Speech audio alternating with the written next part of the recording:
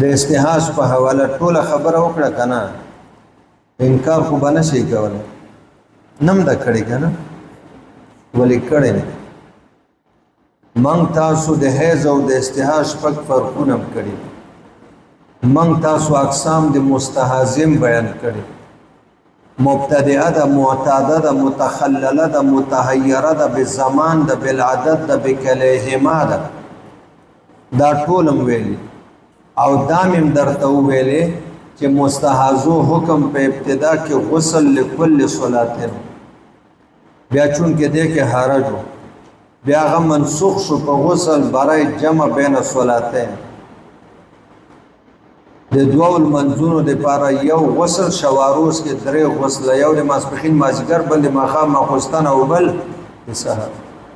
او بیا دا مخصوص منسوخ شو په غسل مرتن واحدتن باندې چې د حیض ورځې تیرې شي که هغه د عادت او که د شریعت یو ځلې به غسل وکړي برای انقطاع حیض باقی به د هر مانځه لپاره وخت کې اودس وکړي او په دې وخت کې چې څومره لمونځونه په دې باندې کوي هغه دې وکړي او ما تاسو ته خیال می دام درته ویلی وکنه هلکه زم شک کې واچولم استحاض باب تیر شوی کنه په ابو داود نن دی په شکل ګرمۍ ټول وهلی و بېشکه ډېره ګرمي ده چې نن د چولو په ځای چې تاسو خورئ او یا پتې ځان ته زبردست شربت وکړئ لیموګان پکې واچوئ دا ګرمیم خدای مکه نور دماغ ګډوډ نه کړي یوه خبره مې درته کړې وه اجمالا تفصیلا مې نه وه کړې هغه مې دا ویلي چې تاسو به الله شیخان جوړئ د احادیثو ما خو درته دعا کړي او داسې نه چې یو ځل دا مې په ځان لازم کړي د 1993 نه چې په 40 غنټو کې به زه یوه غنټه طالبانو ته دعا کړم داسې طالبان چې په ټول عمر کې باید یو لحظې لپاره زما خدمت نه کړي ظاهره ده چې چا خدمت کړي او د استاد په زړه کې ځان ته 15 مرلې 10 مرلې 20 مرلې ځمکه اخیستي او بیا یې آبادي کړي وای هغه ته به څومره دعا کوي دا پرېدم نه په بیماری کې نه په حضر کې نه په سفر کې هغه غنټه زما د خلوت بالکل ځان له زما او زما د رب معاملې 93 نه راونیسو 2006 2026 پورې ټول طالبان بعضې نوم سره یاد نو تاسو به شیخان جوړېږئ ان شاء الله کلک مهنت وکړئ زمونږ دعای او بره د الله فضل و کرم ما درته ویلي په زمانه د نبوت کې مشهوره مستحاضه 11 مشهوره دا کله موږ سوال راولو پرچه کې خو تاسو خدای خلاص کړئ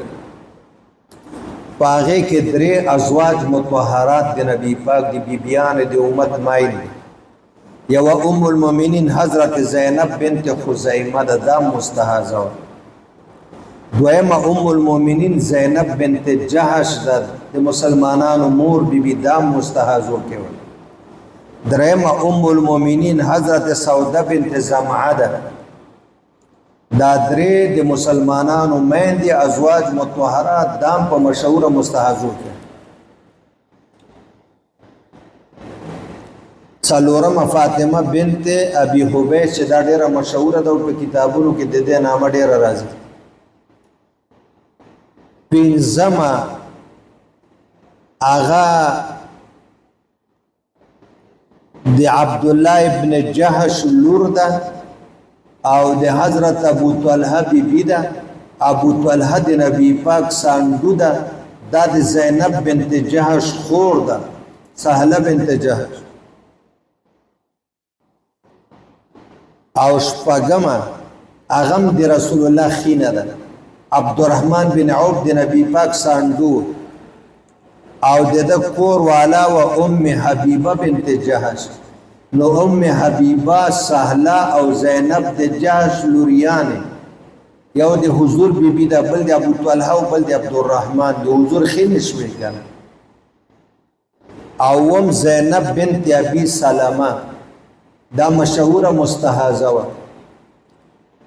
او اتمه بادیه بنت غیلان او نهم نمبر سهله بنت سهیل تاسو ابو داود کې د دې روایتونه ډېر راغله د دې نوم مبارک سهله بنت سهیل لسم اسماء بنت مرثد حضرت اسماء بنت مرثد دغه مشهور مستحاضی دي یو لسم ام سلمہ بنت ابو امیہ ام سلمہ بنت ابو امیہ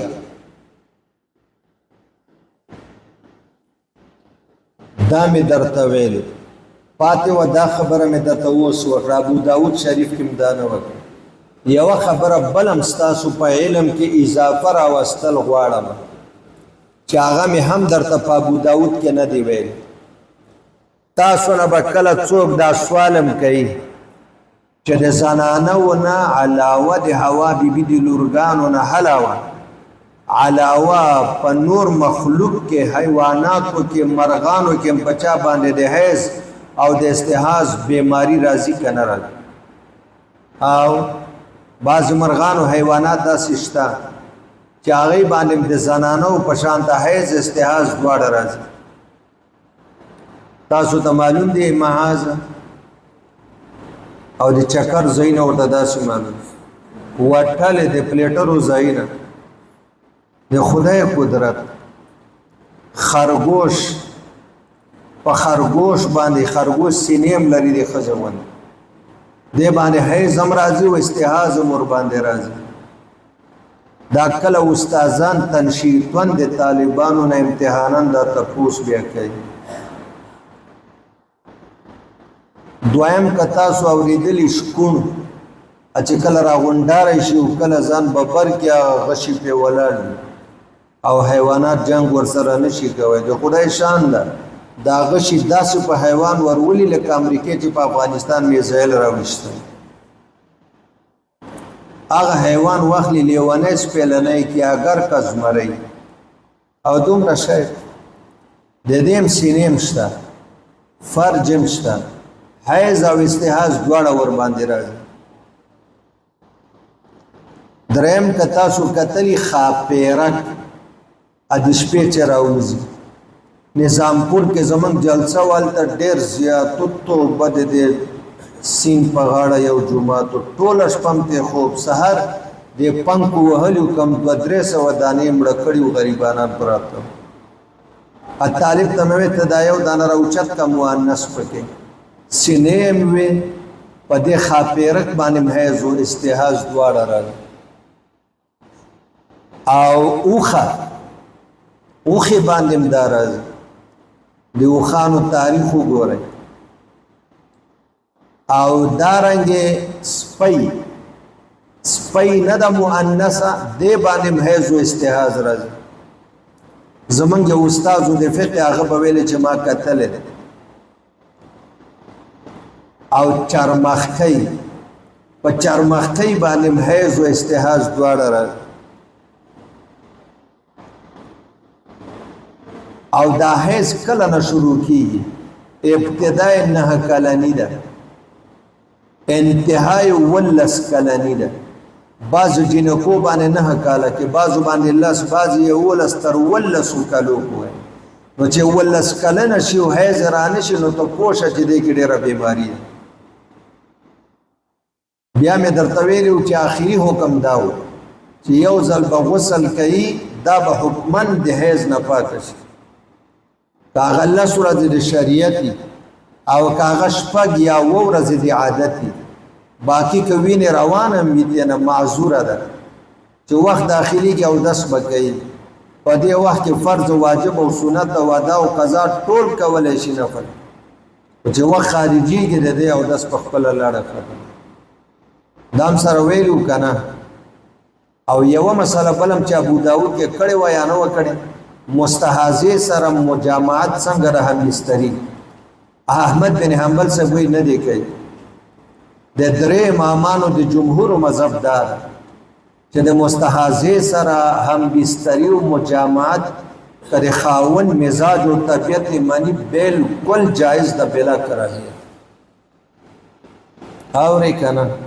وایه اوس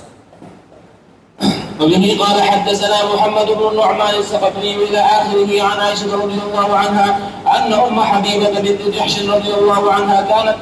تحت عبد الرحمن بن عوف وأنها استحيزت دا اوس مې درته ونه ویل چې دا د حضور خینه ده حتى لا تطهر فذكر شأنها لرسول الله صلى الله عليه وسلم فقال ليست بالحيضة ولكنها ركضة من الرحم. دا رحم خلق رگ ده اغش لیدلې ده شیطان گزار ور کړی ده رکضتون دا رگ ده من الرحم فی فم الرحم اله لتنظر قد قروئها التي لتنظر دا د انتظار وکي په مقدار د ورځو د حیض التي تحیض لها څومره ورځې بچ په دې حیض راته افل تترك الصلاه هغه کې به مونځ نه کوي ثم لتنظر ما بعد ذلك هغه نه پس د بیا وګوري چې وینه راځي کنه کراتلا غسل دی وکي عند كل صلاه وتصلي دا مې درته ابو داود کې ویلو چې اول حکم غسل لكل صلاه ولا. وبه قال حدثنا ابن ابي داود الى اخره ان امها حبيبه بنت جحش رضي الله عنها كانت استحيلت في عهد رسول الله صلى الله عليه وسلم فامرها رسول الله صلى الله عليه وسلم بالغسل لكل صلاه فان كانت لتختلص في دیو په یو خانک کې غسل کو ناس تبوا او دا به دی وبونه ډکو بیا براوته وان الدم لعالي غالبه او دا وینه په وبو غالب او ټولي وینه وبو بسري وي دا میرکن خانک کې زکه کې ناستا چوبو کې برودت او وینه کې حرارت ته چې دا کثرت دی وینه کم شل. قال ابو جعفر فذهب قوم الى ان المستحاضه تدع الصلاه ايما اقرا د حیض د ورځو کې بمونز پریدیل ثم تغتسل لكل صلاه شافعي صاحب لوقت كل صلاه احناف واحتجوا في ذلك بقول رسول الله صلى الله عليه وسلم المروي في هذه الاثار وبفعل ام حبيبه بنت جحش رضي الله عنها على زکه دی به هر مانځه لپاره غسل کو منګ ورته وی اول وو دا حکم بیا منسوخ شو او د منسوخ کېدو نه بعد کوم حبيبه کړه د علاجن کړه د وجوبا نه ده. وبه قال حدثنا ربيع بن سليمان الجيزي الى اخره عن عائشه رضي الله عنها قالت استحيلت ام حبيبه بن جحش فاستحتت رسول الله صلى الله عليه وسلم فقال لها رسول الله صلى الله عليه وسلم ان هذه ليست بحيضه ولكنه عرق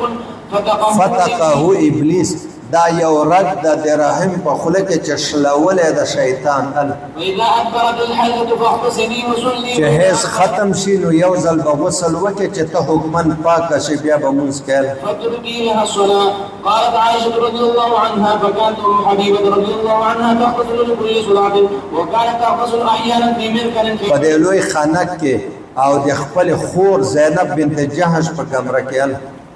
في حجرة أختها زينب وهي عند رسول الله صلى الله عليه وسلم حتى إن حمة الدم يتعل الماء فتصلي مع رسول الله صلى الله عليه وسلم فما منعها یعنی په موجودګۍ د رسول الله اما قدوم روینه به چټوري وب به سره کړي اغه نه په پاتې د پاکي وب به پزان واچول غسل به وکمون به کاو فما منعها ذلك من الصلاه رسول الله د منځنه نه د منی کړی. وبه قال حدثنا ربيع بن سليمان المؤذن الى اخره عن عائشه رضي الله عنها ان ام حبيبه بنت جحش رضي الله عنها استحيضت 7 سنين فسالت النبي صلى الله عليه وسلم وكال ذا مستهزا وكال ان تغتسل وقال ان هذه عرق وليست بالحيض فكانت هي تغتسل د حیض وینه د رحم د منځ نه یو د استحاض د رحم په خله کې رد د دامه درتویل عازل ورته ویل. وبه قال حدثنا يونس الى اخره عن عائشه رضي الله عنها قال ليس لم يذكر ابن شهاب ان رسول الله صلى الله عليه وسلم امر ام حبيبه رضي الله عنها ان تعتزل عند كل صلاه. ور اول ورته حکم وجوبن کړو بعد کې چې منسوخ شونه بیا به ام حبيبه علاجن دا کار کوخه دا به منسوخ شوه د حکم بس ډیره ګرمي ده راټول دا درې څلور ورځې د هغه پاتې ده.